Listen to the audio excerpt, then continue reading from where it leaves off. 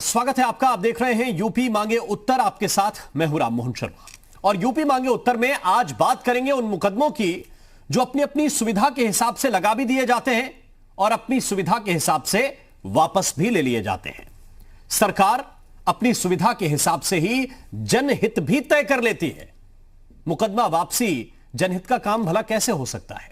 हां, 107-16 के केस हो, कहीं पर धरना प्रदर्शन के केस हो, धारा 144 के उल्लंघन के मामले हों तो यह समझा जा सकता है कि विपक्षी दल ऐसा जनहित की बात उठाने के लिए करते हैं और उन पर फिर मुकदमे हो जाते हैं। लेकिन जब गंभीर मुकदमे जैसे कि बलात्कार, जैसे जान से मारने की कोशिश, जैसे हत्या में संलिप्तता, ऐसे मामले जब वापस लिए जाएं, जब पोटा जैसे केस वापस ले लिए जाएं, जब आतंकियों के मुकदमे वापस लेने पर कोर्ट यह पूछ ले कि क्या इन्हें पद्म भूषण भी दे देंगे, तब सवाल यह है कि क्या यह तरीका ठीक है। विधानसभा में बहस आज इसकी हुई कि किसने कितने गंभीर मुकदमे वापस लिए हैं। क्या अपनी अपनी सरकार की शक्ति का सदुपयोग इससे बेहतर कामों में नहीं किया जा सकता? चर्चा इसी पर करेंगे, लेकिन पहले एक रिपोर्ट आपको दिखाते हैं।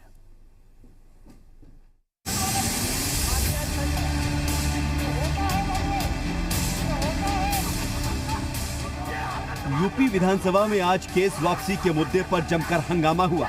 सदन की कार्यवाही शुरू होते ही बीएसपी विधायक श्याम सुंदर शर्मा ने ये सवाल पूछा कि सरकार ने कितने राजनीतिक मुकदमे वापस लिए हैं। इस पर कानून मंत्री ब्रजेश पाठक ने बताया कि सरकार ने सभी दलों से जुड़े सियासी लोगों के 670 केस वापस लिए हैं, लेकिन इतने जवाब से विपक्ष संतुष्ट नहीं हुआ।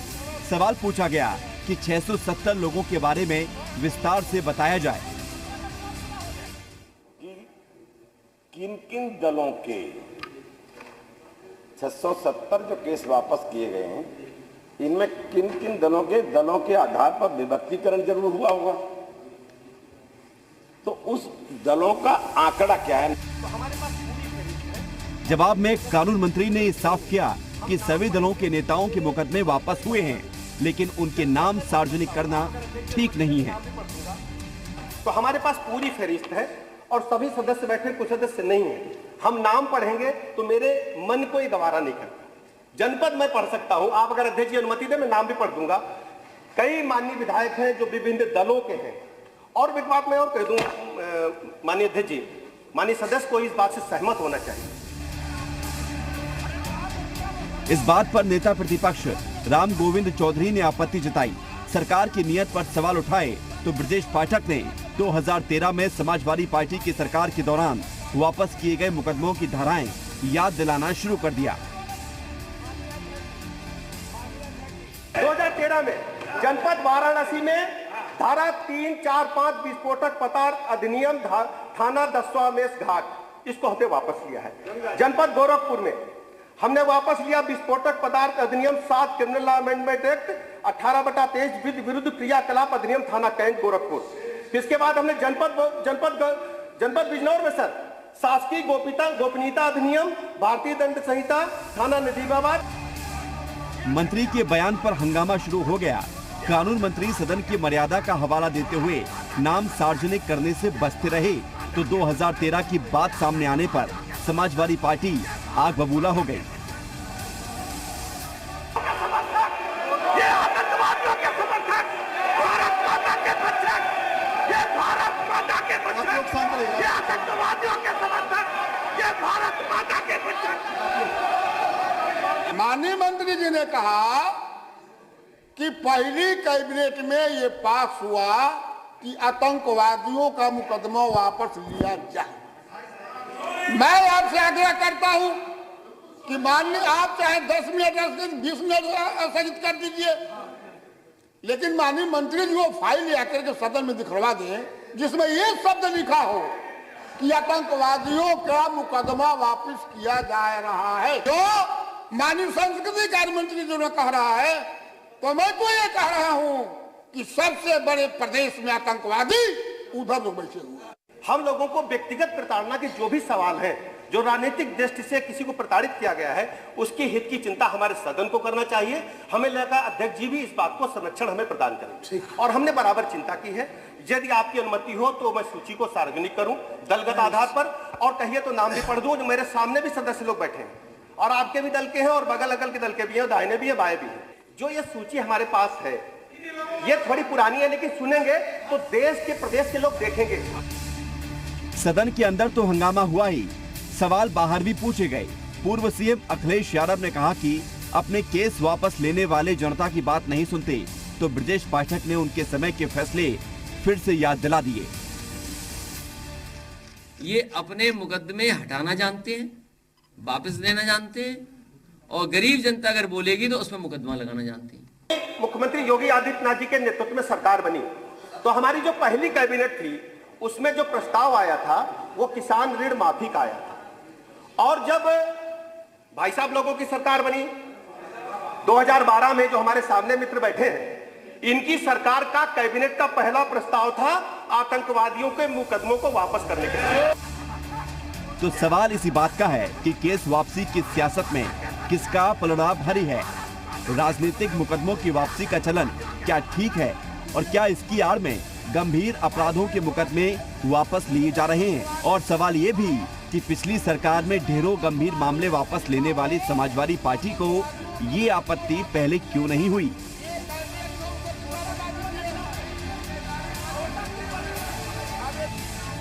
ब्यूरो रिपोर्ट, जी मीडिया।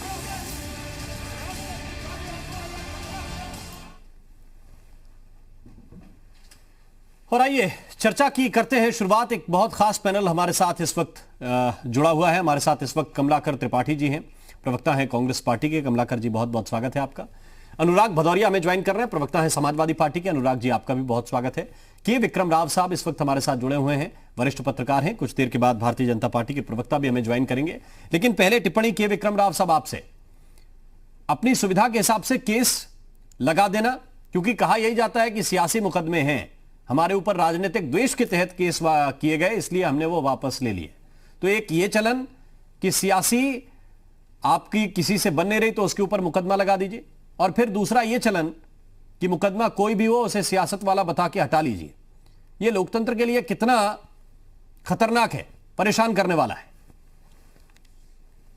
राममोहन जी, मुकदमा वापसी की अंतिम शक्ति कोर्ट पर है।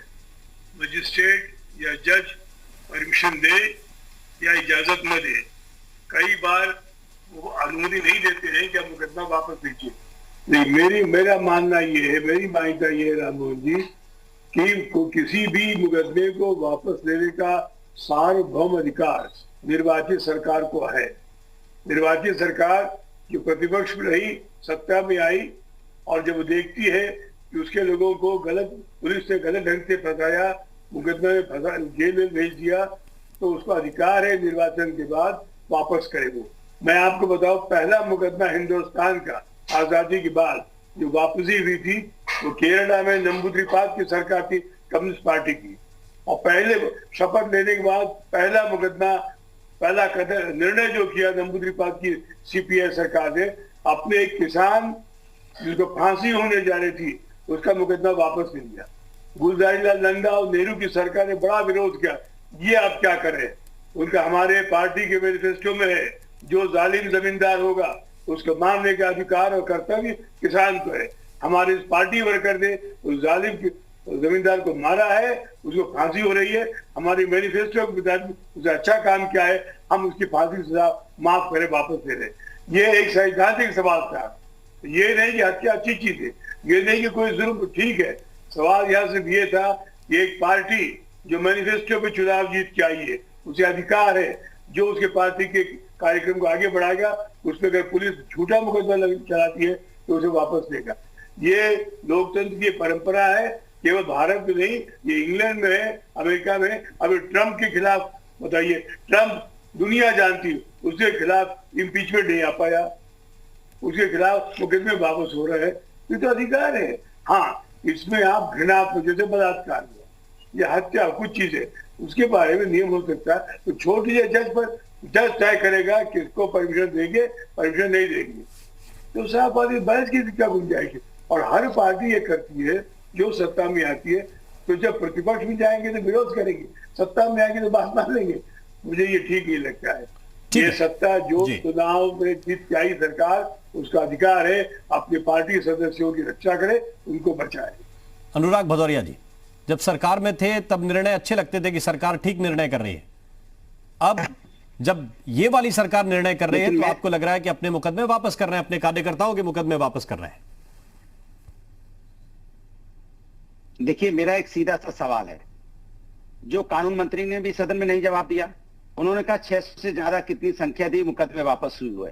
आखिर किसके हुए नाम बताओ, नहीं बताया उन्होंने, क्योंकि बीजेपी को आप जानते ही वो छुपाना जानती है, झूठ बोलना जानती है।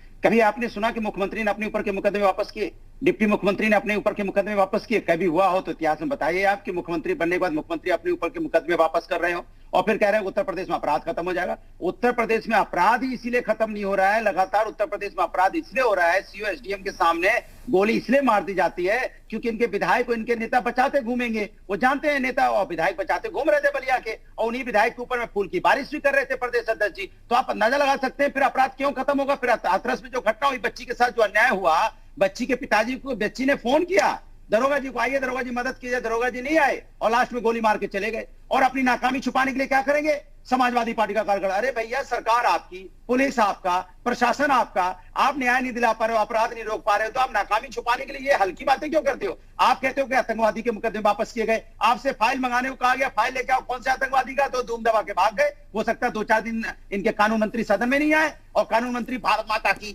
गला फटा जा रहा है। अभी बीएसपी में थे तब भारत माता कहां थी उनकी, तब कहां नहीं लेते भारत माता का। ये सब लोग सिस्टम के हिसाब से चलने वाले, इनकी आत्मा ही नहीं है, सच बोलने की हिम्मत नहीं जुटा पाते। सच पूछा जाता तो चिल्लाने लगते हैं। अरे सच बताओ ना, किसके किसके मुकदमे वापस किए। आप सदन में खड़े होकर मंत्री हैं भाई, प्रदेश के मंत्री हैं, बताइए, नाम लीजिए कि हमको उन्होंने परमिशन नहीं दी। तो मंत्री किस लिए हो, झुंझुना बजाने के लिए मंत्री हो कि परमिशन नहीं दी, इन्होंने दी? अरे आपके पास नाम है, सार्वजनिक कर दीजिए ना। जनता के लिए आप चुने गए हो ना, कोई व्यक्तिगत भारतीय जनता पार्टी के लिए अकेले थोड़ी चुने गए हो। आप उत्तर प्रदेश के मंत्री हैं, कानून मंत्री। आपको लगता है कि भारतीय जनता पार्टी के नेताओं के मंत्री हैं, आप उत्तर प्रदेश के लोगों के मंत्री नहीं है कि आपको सार्वजनिक करना चाहिए किसके किसके आपने वापस किए। ये भारतीय जनता पार्टी सिर्फ और सिर्फ अपराधियों के अपने मुकदमे वापस करने में लगी है। 114 इनके संगीन विधायक हैं, जिसपे संगीन मुकदमे हैं, जिनको ये वापस करना चाहती है। ये इनसे पूछता मैं, सार्वजनिक करे कौन है विधायक जिसपे 114 विधायक संगीन मुकदमे हैं। जनता को पता तो चले कि भारतीय जनता पार्टी में अपराध खत्म क्यों नहीं हो रहा है, क्यों ये पुलिस का एनकाउंटर हो रहा है बार बार। इसलिए कासगंज में क्यों हुआ,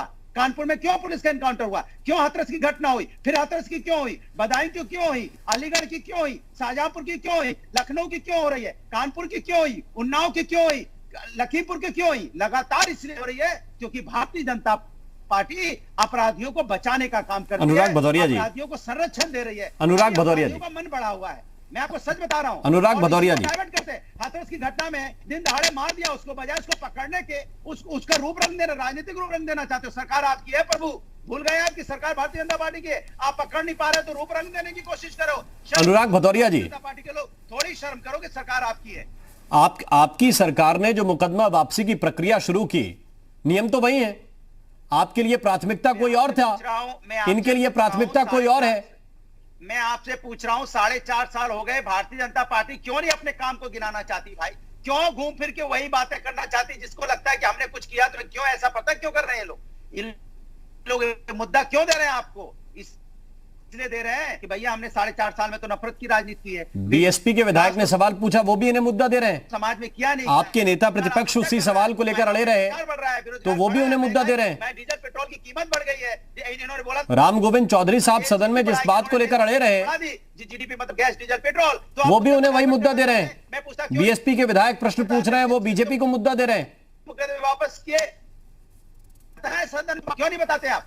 क्यों नहीं बताते मुख्यमंत्री ने क्यों मुकदमे वापस किए अपने? क्यों मुकदमे वापस कर रहे हैं वहां पे दंगे के लोगों को जो दंगाई थे? क्यों मुकदमे वापस कर रहे हैं वहां पे मुजफ्फरनगर के दंगों के मुकदमे वापस क्यों हो रहे हैं? जब आप इस तरह के मुकदमे वापस करोगे तो मैसेज क्या जाएगा समाज के अंदर में कि सरकार बनेगी, मुकदमे वापस हो जाते हैं, तो इसलिए हत्याएं चोरी डकैती बढ़ती जा रही बार बार। तो मैं कानून मंत्री जी से यही कहूंगा, कानून मंत्री जी आप तो इधर से उधर जाते आते रहते हैं, कोई दिक्कत नहीं है, जाइए आइए, आज यहाँ है, कल हमारे पास भी आ जाएंगे जी, कोई समस्या आपको। आप एक दिन पहले बीएसपी में थे, एक दिन बाद बीजेपी में चले गए, एक दिन बाद समाजवादी में आ जाएंगे, फिर हो सकता है कांग्रेस में कहां जा सकते हैं आपको पता ही है। लेकिन आप प्रदेश के साथ न्याय मत कीजिए। जब तक पद पे बैठे प्रदेश की जनता के साथ न्याय कीजिए, आप प्रदेश की जनता के साथ दिल से न्याय कीजिए। आप बहकावे मत आइए, आप बहकावे में आ जाओगे तो ठीक है। कमलाकर त्रिपाठी जी हमारे साथ कांग्रेस पार्टी की ओर से जुड़े हुए हैं, हम उनके पास चलते हैं। कमलाकर त्रिपाठी जी, सदन की कार्यवाही में पूरी देख रहा था, और जब कानून मंत्री अपनी बात रख रहे थे वो बार बार कह रहे थे कि मेरे पास 670 लोगों की पूरी लिस्ट है, अगर अध्यक्ष जी इजाजत दें तो मैं इसको पढ़ दूंगा।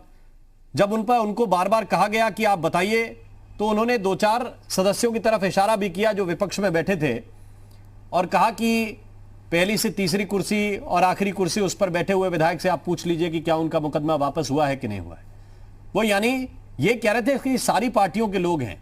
नंबर उन्होंने नहीं बताए क्योंकि उन्होंने कहा कि कानून जो है वो इस बात की इजाजत नहीं देता कि जो दोषी था या इस मामले में अभियुक्त था उसके पार्टी का नाम क्या है ये कानून की डिक्शनरी में नहीं लिखा होता, इसलिए दलवार नहीं बता सकते, लेकिन जिनका नाम जानते हैं उनको चिन्हित जरूर किया जा सकता है। सवाल इस बात को लेकर है कि क्या दिलचस्पी इस बात में है समाजवादी पार्टी की कि मुकदमे वापस नहीं होने चाहिए, तो समझ में आता है, लेकिन किसके कितने मुकदमे वापस हुए इसकी गिनती होना आवश्यक है, क्योंकि ये एक सरकार ये भी चला चुके हैं। देखिए राममोहन भाई, सबसे हास्यास्पद बात यह है कि इस देश में और प्रदेश में पहली नजीर ऐसी बन रही है जिसमें मुख्यमंत्री और डिप्टी चीफ मिनिस्टर के ऊपर से मुकदमे स्वयं वापस किए जा रहे हैं, स्वयं अपनी फाइल पे दस्तखत मुख्यमंत्री महोदय करते हैं। और ऐसा हो क्यों रहा है? और समाजवादी पार्टी जिन चीजों पर अड़ी हुई है या विपक्ष पूरा अड़ा हुआ है, उसके पीछे रीजन ये है कि जो मुकदमे हैं वो हल्के फुल्के मुकदमे नहीं हैं, वो राजनीतिक विद्वेषवश लगाए गए मुकदमे नहीं हैं, जैसा कि ये अभी कर रहे हैं कि जो इनके खिलाफ असहमति व्यक्त कर रहा है, जो इनके खिलाफ सोशल मीडिया पर अगर कुछ बोल दे रहा है, कुछ लिख दे रहा है, कार्टूनिस्ट पे मुकदमे हो जा रहे हैं, सोशल एक्टिविस्ट पे मुकदमे हो जा रहे हैं, ये जुमलेबाजी में किसी को अर्बन नक्सल बता रहे हैं, किसी को जो है वो गलत बता रहे हैं, किसी को अपराधी बता रहे हैं, और स्वयं क्या कर रहे हैं? इनके ऊपर हत्या के, अपहरण के, दंगा भड़काने के डिप्टी चीफ मिनिस्टर पे फर्जी दस्तावेज गढ़ने के, इस तरह के गंभीर मुकदमे हैं और उसके बावजूद उन मुकदमों की वापसी हो रही है। देखिए, पॉलिटिकल मुकदमे अगर वापस होते हैं तो ये एक अलग चीज है, लेकिन जिस तरीके का मुकदमा वापस लिया जा रहा है चीफ मिनिस्टर के द्वारा, तो वो क्या नजीर दे रहे हैं उस प्रदेश में, जिस प्रदेश में कानून व्यवस्था की हालत आप देख रहे हैं, महिला सुरक्षा की हालत आप देख रहे हैं। यहां मुकदमे लिखे किस पे जाते हैं राममोहन जी? यहां मुकदमे जब स्वामी चिन्मयानंद इनके सांसद रेप करते हैं तो रेप पीड़िता पे मुकदमा दर्ज हो जाता है, उसके ऊपर एक्सटॉर्शन का मुकदमा दर्ज हो जाता है।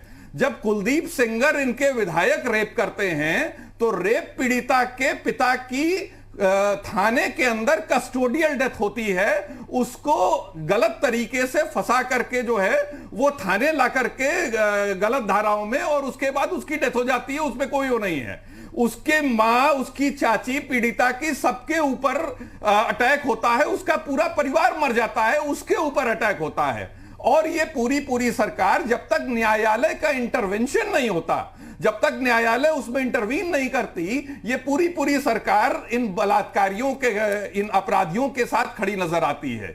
इनकी लॉ एंड ऑर्डर की स्थिति ये हो गई है कि मणिलाल पाटीदार गुजरात से आया हुआ आईपीएस, एक तो क्या आपके पास कैडर की कमी थी? आपको गुजरात से आईपीएस मंगाने की जरूरत क्यों पड़ी? गुजरात से क्यों पड़ी? कौन इसके पीछे है? क्या केंद्र में बैठी इनकी सत्ता के जो बड़े लोग हैं जो गुजरात से आते हैं वो इनके पीछे हैं? और वो मणिलाल पाटीदार फिरौती अपहरण में, फिरौती में हत्या में दोषी हत्या कराता है और फरार चल रहा है। तो और गुजरात का तो रिकॉर्ड रहा है, इनके डीजीपी पीपी पांडे साहब 6 साल 8 साल फरार ही काटे। तो आप ये सोचिए कि उत्तर प्रदेश में जो स्थितियां इन्होंने कर दी हैं, न बिजली है, न पानी है, न सड़क है, न हर जगह भ्रष्टाचार है, भ्रष्टाचार का रेट बढ़ गया है। और आप बात कर रहे हो अपने ऊपर से केसों को वापस लेने की, आपको ये नजीर और जो बाकी लोगों का ये दिखा रहे हैं राम मोहन भाई, प्रथम दृष्टया ये समझ में आता है, इसके पहले भी मुख्यमंत्री और सीएम के केस वापस लेने के लिए जो फाइल मूव हुई थी उस पर विपक्ष ने जब अपना विरोध दर्ज कराया था तो इन्होंने क्या किया कि छोटे छोटे मुकदमे जिनके ऊपर इन्होंने विद्वेषवश लगाए होंगे उनके ऊपर छोटे छोटे विपक्षी दलों के नेताओं पर छोटे छोटे मुकदमे वापस लेकर के अपना जो बड़ा काला कारनामा है उसके ऊपर पर्दा डालने की कोशिश है। ये सिंपल वे में दिख रहा है और इन्होंने आज तक डेवलपमेंट का कोई काम किया नहीं। हमें एक छोटा सा ब्रेक लेना है, महिला सुरक्षा पे कोई काम किया नहीं। लेकिन जब सवाल उठाते हैं तो सवाल उठाते वक्त ये भी तो सोचिए कि जो पिछली सरकार थी क्या उसने बहुत बेहतर नजीर पेश की थी, जिसके साथ मिलकर कांग्रेस ने चुनाव लड़ा? तब नहीं दिखा कि किस किस के मुकदमे वापस लिए गए, तब नहीं दिखा कि बलात्कार की धाराओं में जो केस दर्ज हैं वो वापस लिए गए हैं, तब नहीं दिखा कि जो विस्फोटक रखने की धाराओं में यानी कि सीधे सीधे आतंकवाद से जुड़े हुए मामले थे, वाराणसी वाला केस, उसमें मुकदमे वापस लेने के लिए सरकार ने चिट्ठी लिख दी। यह भी तो सवाल है। चर्चा इसी बात को लेकर कर रहे हैं कि आखिर मुकदमों पर इस बहस का मतलब क्या है। जब सभी राजनीतिक दल इसके हिमायती हैं कि उनके अपने लोगों से मुकदमे हटा लिए जाएं, तो फिर विधानसभा में बारी बारी जब विपक्ष में आते हैं तो ये सारी बातें याद क्यों आ जाती हैं? हमारे साथ इस वक्त भारतीय जनता पार्टी के प्रवक्ता हरीश श्रीवास्तव जी भी जुड़ गए। हरीश जी, प्रश्न इस बात को लेकर है कि जब विपक्ष मांग रहा है 670 लोगों की डिटेल कि कौन किस पार्टी के लोग हैं, तो संख्या ही बता दीजिए कितनी पार्टी के किस लोगों के मुकदमे वापस हुए हैं। ये पर्देदारी क्यों हो रही है? देखिए राम मोहन जी, नहीं देखिए, वो ये जो लोग आरोप लगाते हैं पहले इनको अपने दामन में झांकना चाहिए। समाजवादी पार्टी सरकार में इन्होंने तो वो रामपुर में सीआरपीएफ कैंप पे जिन लोगों ने बम से हमला किया और अयोध्या में कचहरी पे जिन्होंने बम से हमला किया, उन लोग जिसमें कई लोग मारे गए, उन लोगों उन जैसे आतंकवादियों से मुकदमा उठा लिया था। और वो तो रंजना उपाध्याय जी ने एक पीआईएल किया और हाई कोर्ट ने उसको बाद में इसको क्वेश किया और उन अभियुक्तों को बाद में कोर्ट से सजा हुई उन दोनों मामलों में, आतंकी हमलों में जो इन लोगों ने किया था। तो समाजवादी पार्टी और ये जो लोग इस पे सवाल खड़ा करते हैं, अगर वो अपने दामन में झांक लें कि उनके कृत्य या कुकृत्य क्या रहे हैं, तो संभवतः इस तरह के सवाल वो न करें।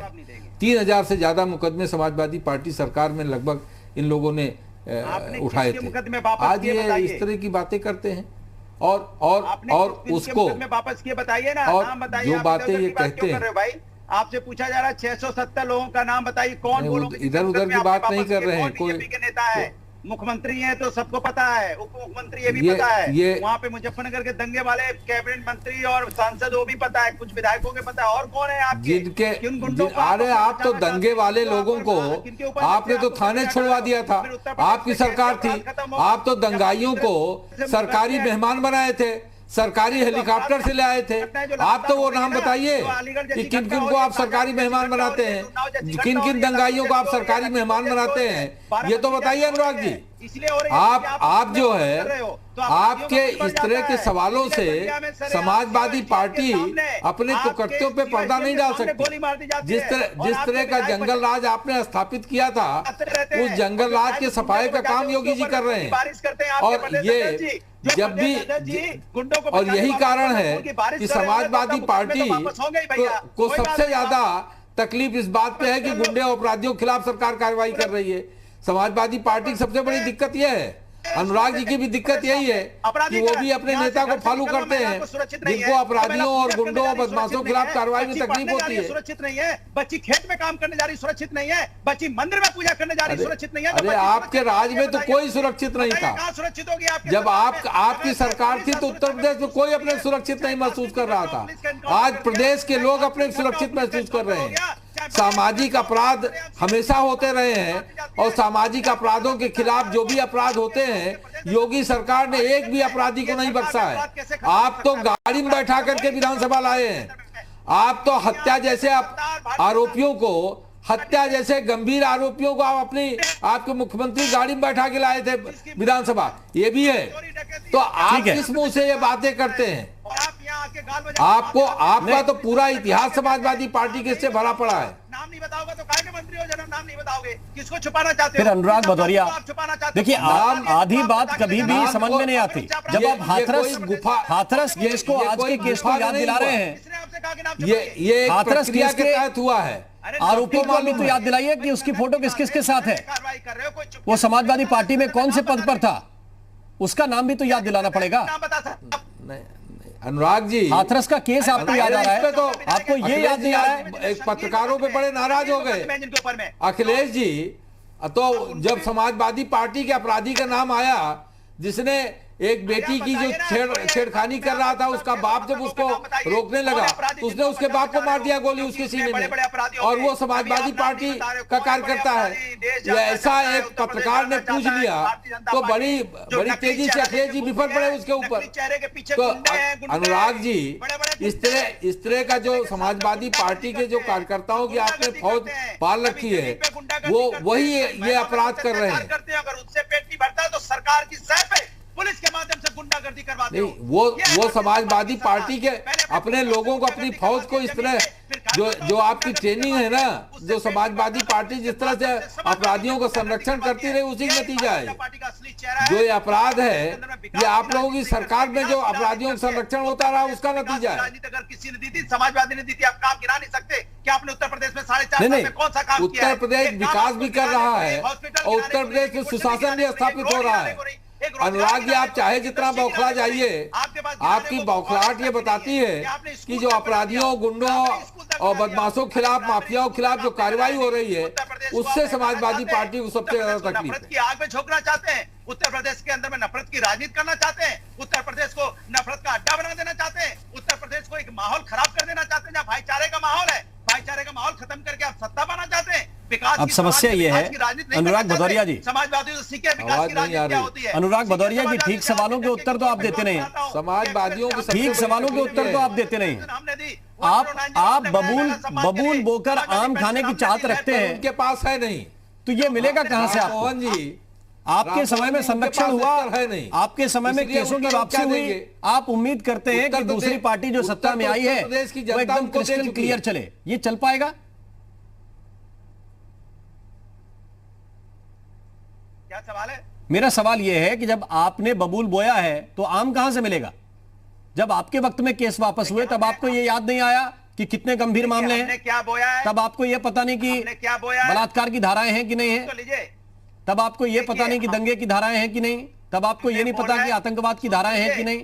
अरे सुन लीजिए, अरे सुनिए, मैं मुद्दे को डाइवर्ट नहीं करूंगा। हमने बोया है यहाँ पे एक्सप्रेस वे जिसपे सब चलते हैं। हमने समाजवादी पार्टी जो पुरखा पुरुष हैं, बहुत आदरणीय नेता है, बहुत वरिष्ठ नेता है, मैं नहीं कहना चाहता, लेकिन कितने केस उनके ऊपर थे जिनको इनकी सरकारों ने वापस लिया था, ये बताएंगे? ये हमने बोया है। हमने उत्तर प्रदेश को उत्तम प्रदेश बनाया है, सारे जिलों को 4 लाइन से जोड़ा है, हमने समाजवादी पेंशन दी है, हमने अनुराग भदौरिया जी तभी जो इन्होंने बंद कर दी, तभी माननीय हाईकोर्ट ने ये टिप्पणी कर दी थी की बात करते हैं, और तभी माननीय हाईकोर्ट ने शायद ये टिप्पणी आपके ऊपर की होगी गलतियां हो जाती हैं कि क्या गायत्री प्रजापति को अब इन मंत्री रहते आतंक की धाराओं के केस वापस लेने के बाद आप लोग पद्म भूषण भी देंगे इनको? नहीं ले पाए थे उनसे। और उत्तर प्रदेश को इन्होंने विनाश के रास्ते पे ले जाने का काम किया है। अपराध का डंका बोल रहा है, यहाँ पे अपराधियों का डंका बोल रहा है उत्तर प्रदेश। महिलाओं के अत्याचार में कमलाकर त्रिपाठी, ये इनका विकास है, सोचिए। कमलाकर त्रिपाठी महसूस करती उत्तर प्रदेश के अंदर में, ये इनका विकास है, सोचिए। कमलाकर त्रिपाठी, आप पिछला चुनाव इन्हीं लोगों के साथ मिलकर लड़े, इसलिए मेरा ये सवाल है, आपने ब्रेक से पहले जितनी भी बातें कही मैंने सारी सुनी, लेकिन आप इन्हीं के साथ चुनाव लड़कर लड़े थे, यानी आपको इनकी बातों पर भरोसा था, फिर से एक बार सरकार आप इन्हीं की बनवाना चाह रहे थे। यह सवाल इसलिए आपसे है कि आपको भी यह मॉडल पसंद है केस वापसी का। अब लेकिन चूंकि इस सरकार में इनके बड़े नेताओं के मुकदमे वापस हो रहे हैं तो आपको खटक रहा है। देखिए राममोहन जी, किसके साथ मिलके चुनाव लड़ते हैं और किसके साथ बनाते हैं सरकार, इस भारतीय जनता पार्टी ने जिनको ये आतंकवादियों की सरकार कहते थे, मुफ्ती मोहम्मद सईद की पार्टी के साथ मिलकर के कश्मीर में सरकार बनाई थी। बात इसकी नहीं है, एक पुराना शेर याद आ रहा है कि लश्कर भी तुम्हारा है, सरदार तुम्हारा है, तुम झूठ को सच लिख दो, अखबार तुम्हारा है। ये भारतीय जनता पार्टी वो पार्टी है, इतने दोहरे चरित्र की पार्टी है कि 400 किलो आरडीएक्स लेकर के सेना के दल में ट्रक प्रवेश कैसे करता है, जिसकी पूरी मॉनिटरिंग होती है, पूरा सर्वेलेंस होता है, आज तक ये पता नहीं चल पाया। जो एसपी जो आतंकवादियों को अपनी गाड़ी में बैठा के ला रहा था, इनकी पार्टी में उसके खिलाफ टाइमली वो दाखिल नहीं होता, चार्जशीट दाखिल नहीं होती और उसको बेल मिल जाती है। अभी रंजन गोगोई वाले इशू पर, एक्स चीफ जस्टिस पर सुप्रीम कोर्ट की पटनायक कमेटी जो उसका इन्वेस्टिगेशन कर रही थी, उसके ऑब्जर्वेशन में सुप्रीम कोर्ट के जज ने उन्होंने कहा कि we can not rule out framing of the ex CJI in this case. मतलब उनको फंसाया गया था। अब वो फंसाया किस लिए जाएगा, किसको उससे बेनिफिट था, और क्या उसके बाद के दिए गए डिसीजन जिसमें राफेल सौदा भी शामिल है, क्या वो इफेक्ट नहीं हुआ होगा? तो जिस प्रकार से ये हर पूरे इंस्टीट्यूशंस को आप अपने कब्जे में लेते हैं, उसमें मैनिपुलेट करते हैं और उसी तरह से जो अपने खिलाफ बड़े बड़े जो मुकदमे हैं, जो दंगा भड़काने के, बलवा भड़काने के, अपहरण के, फंसाया गया, वो जज इस निचोड़ पे नहीं पहुंच सकते कि किसने फंसाया? नहीं, वो कैसे पहुंच सकते हैं? उनकी लिमिटेशंस हैं। वो इन्वेस्टिगेटिंग एजेंसी नहीं है क्राइम की। वो जो डॉक्यूमेंट्स हैं उनके आधार पर बात करते हैं। और आप सुप्रीम कोर्ट के जजेस के और उसका उन्हीं की फॉर्म्ड कमेटी के उस पे क्वेश्चन मार्क लगाना चाहते हो? तो आप रंजन गोगोई पे तो लगा रहे हैं ना भाई? ये आपको तो ये नहीं कहा अभी वाली रूलिंग पसंद आ रही है? पिछली रूलिंग आपको लगता है कि बीजेपी ने करा दी के जो है चले गए राज्यसभा में। अब समस्या यही है ना, ये कहीं और चले जाएंगे। अरे तो फिर आप सवाल पूछेंगे कि किसको फायदा होगा? रंजन गोगोई को फ्रेम करने से फायदा किसको था? राम मोहन जी, इनकी सरकार को फायदा है। नहीं तो आपको ये रूलिंग पसंद है, पिछली रूलिंग पसंद है, लेकिन मैं वापस लौट के सारी चीजों पर उनमें जजमेंट आने थे। राम मोहन जी, ये पूरे इंस्टीट्यूशंस को करप्ट करते हैं। इनके समय में सीबीआई के दो टॉप ब्रासेस जो है वो आपस में जूतम पैजार करते हैं। इनके लाया हुआ उर्जित पटेल आरबीआई का गवर्नर भाग जाता है और इनको लिक्विड मनी चाहिए होती है। ये एक हिस्टोरियन को जो है लाकर के आरबीआई का गवर्नर बना देते हैं। इंस्टीट्यूशंस तो ये इस तरह से करप्ट कर रहे हैं। और वहीं दूसरी तरफ छोटे छोटे बच्चों पर, 19 साल 20 साल के बच्चों पर सोशल मीडिया में ये नया एक टूल किट, और अरे टूल किट तो भारतीय जनता पार्टी का था। पूरी तरह से पुलवामा के केस में आरडीएक्स कहां से आया आज तक आपको पता नहीं है। तो मैंने आप ये कह रहे हैं कि सेना के अधिकारी भी जांच नहीं कर रहे हैं। आप ये कहना चाह रहे हैं कि सीआरपीएफ के ऑफिशियल्स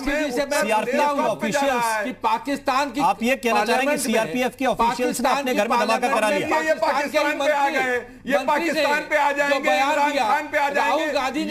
ये अपना कोई रिकॉर्ड नहीं करेंगे। मैं वापस इसी पर नहीं जाना चाहता। कोई बात नहीं करेंगे। जब आप ये कहते हैं कि वहां पे आरडीएक्स कैसे पहुंचा, तो क्या बीजेपी के कार्यकर्ता वहां पे जाकर सुरक्षा करते हैं कि सेना के जवान सुरक्षा करते हैं? कांग्रेस पार्टी के स्टैंडर्ड ऑपरेटिंग प्रोसीजर फॉलो करना सीआरपीएफ के लोगों का काम है कि बीजेपी के कार्यकर्ताओं के लोगों का काम है?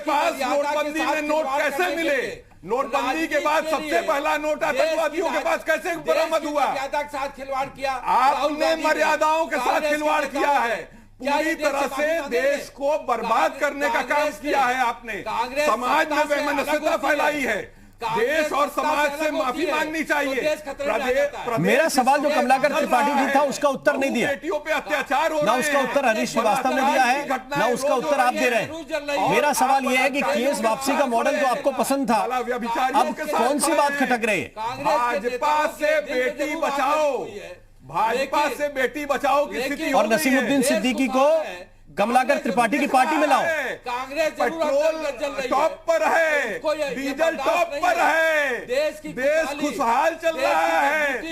कड़ुआ तेल 190 रुपए हो गया, 45 रुपए किलो आटा हो गया। ये इनकी खुशहाली का वो है। ये सुनिए राम मोहन जी, ये देश खुशहाल है। नहीं, मेरा सवाल आप लोगों ने, दोनों लोगों ने स्किप किया है। मैं बारी बारी फिर से पूछता हूं, मैं फिर से पूछता हूं बारी बारी। 1 मिनट रुक जाइए। मेरा सवाल दोनों ने स्किप किया है। आप पाकिस्तान चले गए, कश्मीर चले गए, सेना सीआरपीएफ पे चले गए। मेरा सवाल सुन लीजिए। आपको केस वापसी का मॉडल तो पसंद था ना?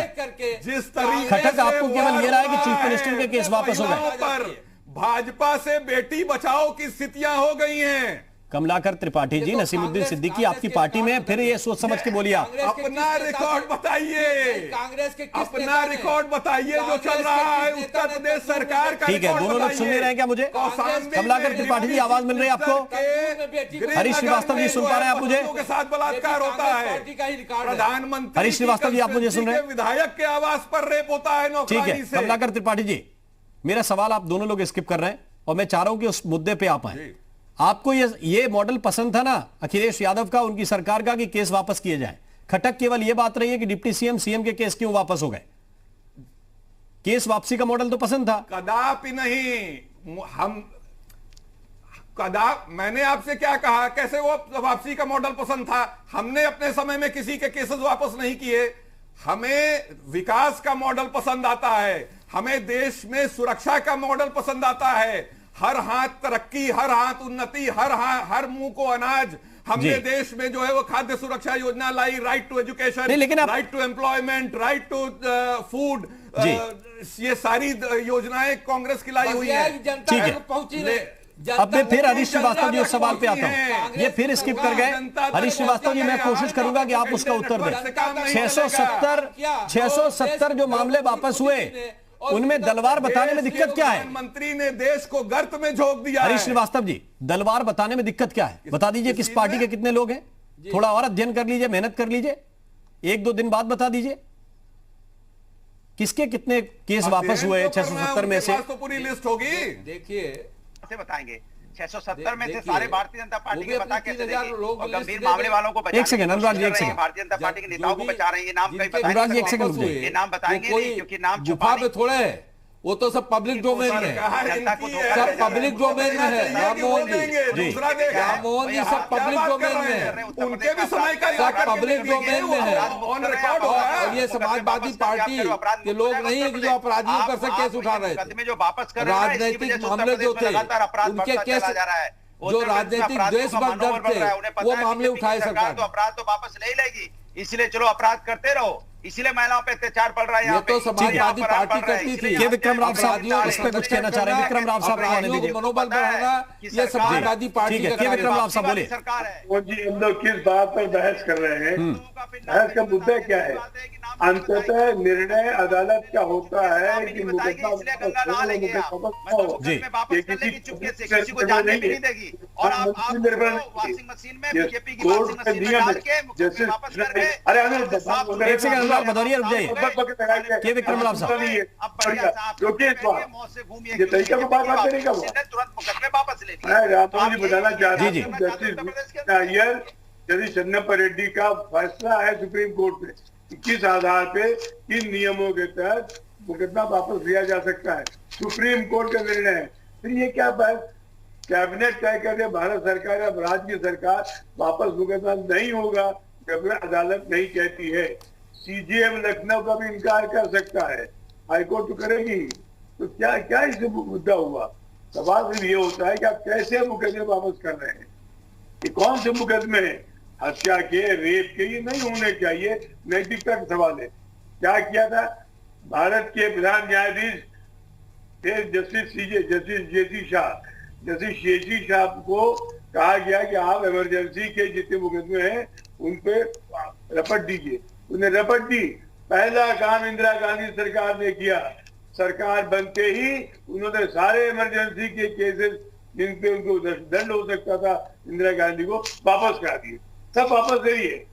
शाह कमीशन खत्म कर दिया, रपट तक पेश नहीं हुई। वो रपट की एक कॉपी बाकी थी, वो कुछ साहब ले गए थे, उनसे मिली, वरना रपट गायब हो गई थी इंक्वायरी कमेटी की। तो राम मोहन जी, इस देश में ये धारणी ऊपर तक हुई है प्रधानमंत्री कार्यालय से। तो छोटे मोटे बजट पास है, यूपी विधानसभा, इनकी क्या इतनी औकात है दबा सके, कर सके। हाँ, लेकिन सारी पार्टियों को समझौता करना पड़ेगा, एक आचार संहिता बनानी पड़ेगी। ये टाइप के मुकदमे वापस नहीं होंगे, तब तो लोकतंत्र बचेगा, पर सिविल वॉर की स्थिति आ जाएगी। राम मोहन जी ठीक है। अनुराग भदौरिया, मैं आपसे इसलिए कह रहा था कि बबूल बोकर आप आम नहीं मांग सकते, क्योंकि ये जो कह रहे हैं वरिष्ठ पत्रकार के विक्रम राव साहब कि आपको एक आचार संहिता खुद में बनानी पड़ेगी, वरना फिर ये होड़ लगेगी, अगली सरकार किसी और की आएगी, वो तय कर लेंगे कि उन्हें कौन कौन से मुकदमे वापस कर रहे हैं। देखिए, हमने जब इस तरह की कैबिनेट में आया था तो पब्लिकली किया था। ये छुपाने की कोशिश कर रहे हैं, क्यों छुपा रहे हैं आप भी जानते हो। ये जो अपराधी संगीन मुकदमे हैं उनके मुकदमे हटा रहे हैं, संगीन मुकदमों को वापस ही कर रहे हैं। हमने राजनीतिक मुकदमे वापस किए थे, ये फर्क हमारे इनमें। दूसरा, हमने जो काम करके दिखाया उसकी कल्पना नहीं कर पा रहे, ना उसकी बराबरी कर पा रहे हैं। जो हमने एक्सप्रेस वे बना के दिखाया है, उसकी इन्होंने जो दूसरा एक्सप्रेस वे उसकी बनाना था, जिसमें 60% जमीन हम एक्वायर करके गए थे। 4.5 साल की सरकार हो गई, मिट्टी का काम तक पूरा नहीं हुआ, और हम 22 महीने में एक्सप्रेस वे बना के चले गए थे। हमारे काम में इनके काम में इतना फर्क है। हमने यहाँ पे 3 साल में मेट्रो चला के दिखा दी थी, और इनके यहाँ मेट्रो अभी झांसी में और गोरखपुर में इन्होंने बनाने की बात की थी। हमेशा इनका फंड भी लॉट होता है, लेकिन उसमें आज तक ईंट नहीं रखी गई। सरकार जाने वाली है, 2022 में चली जाएगी, फिर झुंझुना बजाते घूमेंगे। फिर हम समाजवादी लोग झांसी में ही बनाएंगे, क्योंकि हम ही बना सकते हैं काम, समाजवादी लोग कर सकते जी काम नहीं कर सकते। खाली झूठा माहौल बनाने की बात करेंगे। नफरत की राजनीति देखिए तो कैसे हाथ जोड़ के, और नफरत की बात देखिए, इनकी बाछा खिल जाती है नफरत की राजनीति करने में, क्योंकि उसमें तो कुछ लगता नहीं है। उसमें तो खाली नफरत की बात करनी है, पाकिस्तान की बात करनी है, माइनॉरिटी की बात करनी है, जोड़ तोड़ की बात करनी है। तोड़ना तो आसान होता है ना, जोड़ने में दिक्कत होती है। तो इनको विकास की, समाज के विकास की राजनीति नहीं करनी है, इनको समाज के विनाश की राजनीति करनी है, नफरत की राजनीति करनी है। हम समाजवादी लोग विकास की राजनीति करते हैं, और डंके की चोट पे सदन में भी बोलते थे तो डंके की चोट पे बोलते थे, और जो काम करते थे सदन में रखते थे, छुपाते नहीं थे कि नहीं बताएंगे। 670 नाम हम नहीं बताएंगे, हमने छुपा के रखा है। यहाँ पे छुपा ली फाइल, ऐसे करके ऐसे फाइल लेके घूम रहे हैं कि फाइल कहीं कोई देख ना ले। क्यों? क्योंकि उसमें अपराधियों के मुकदमे ठीक है कर रहे हैं। इस फाइल हरीश श्रीवास्तव छुपा के घूमती है, चोरों की तरह फाइल छुपा के घूम रहे हैं। अरे 617 नाम बता दो ना, तो पता क्या बोल रहे हैं, इधर के भी है, उधर के भी क्या है, ये बेहतर परंपरा इधर के भी है। तो हमें वो जो असरानी वाला डायलॉग याद आता है, जो आपने शोले में देखा होगा ना, मेरे आगे भी है, मेरे पीछे चलो, क्या ये बेहतर परंपरा है हरीश श्रीवास्तव जी? दुनिया को सिखाते रहते हैं। ये अपना मानसिक रूप से, ये मानसिक रूप से न सच को मानेंगे न सच को जानेंगे। अनुराग जी का स्टाइल है कि हम तो किसी की नहीं सुनेंगे, हम अपनी झोंकते चले जाएंगे। 17 में उत्तर प्रदेश की जनता ने इनको बताया इनका सच क्या है, फिर 19 में भी इनको उत्तर प्रदेश की जनता ने बताया कि समाजवादी पार्टी का सच क्या है। लेकिन सच का आईना अनुराग भदौरिया कभी देखना नहीं चाहते। इनके मुख्यमंत्री, इनकी सरकार में क्या क्या हुआ वो कभी उधर तो झांकने नहीं चाहते। तो ये जो अनुराग भदौरिया या समाजवादी पार्टी का जो तौर तरीका है, वो वैक्सीन को बीजेपी वैक्सीन बता देंगे और उसको लेकर के भ्रम पैदा करेंगे। वो पत्रकार कोई सवाल कर लेगा तो उसके ऊपर एकदम बौखला जाएंगे।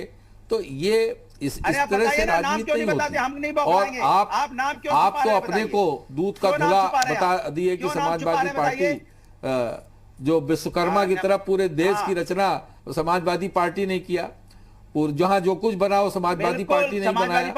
तो विश्वकर्मा तो देश की और उत्तर प्रदेश की जनता है, वो आपको बताएगी कि आपने क्या बनाया था और क्या बिगाड़ा था। उसने आपको बताया था 14 17 में बताया, 19 में बताया। और साथ इस चर्चा में शरीक होने के लिए, जुड़ने के लिए बड़ी बात यह कि मुकदमे अगर गंभीर श्रेणी के हैं, बहुत गंभीर है, संगीन मामले हैं, तो फिर उन पर राजनीतिक एक तरह से जो आपकी विषय हैं वो राजनीतिक रूप से उस पर काम नहीं होना चाहिए। काम किस बात पे होना चाहिए? काम आप ये देखिए कि जिस तरह से चाहे वो समाजवादी पार्टी हो चाहे बीजेपी की सरकार हो, अगर गंभीर मामले कुछ वापस हुए हैं तो क्या उस पर दोबारा चिंतन हो सकता है? क्योंकि राजनीतिक मामले तो आप कह सकते हैं कि दूसरी सरकार ने विद्वेष के तहत लगा दिए थे, लेकिन वो मुकदमे जो राजनीति के तहत नहीं लगाए गए, जो सही मुकदमे हैं, क्या उन मुकदमों को वापस लिया जाना, गंभीर मुकदमों को वापस लिया जाना, क्या एक चिंतन का विषय नहीं है? और इस पर सभी दलों को सोचना चाहिए। सरकारें तो सभी दलों की आती जाती रहती हैं, क्या यह करना लोकतंत्र के लिए ठीक होगा? यूपी मांगे उत्तर में अभी के लिए बस इतना ही। नमस्कार।